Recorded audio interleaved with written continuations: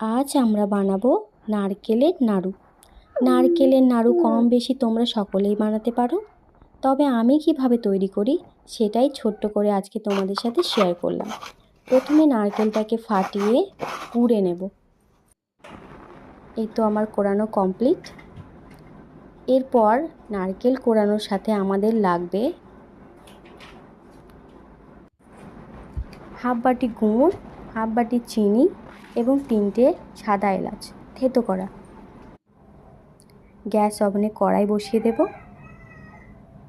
তারপর এর মধ্যে দিয়ে দেব নারকেল কোড়ানো এবং নাড়তে থাকবো যাতে নিচে লেগে না যায়। এরপর একে একে এর সাথে সাদা এলাচ, চিনি এবং গুড় মিশিয়ে দেবো। এবার তোমরা ভাবছো তো আমি গুড় কেন দিলাম? এইবার দেখো গুড় দেওয়ার আসল কারণ।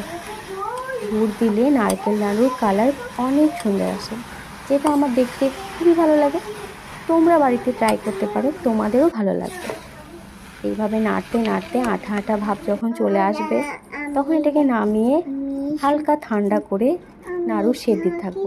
খুব বেশি ঠান্ডা করো না যেন, না হলে নারকেলের নাড়ুর শেপ আসবে না।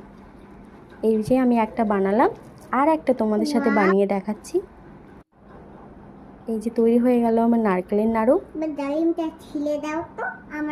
তোমাদের কেমন লাগলো অবশ্যই তোমরা জানিও, এবং বাড়িতে অবশ্যই ট্রাই করবে, কিন্তু আমাকে জানাতে ভুলবে না কেমন হয়েছিল।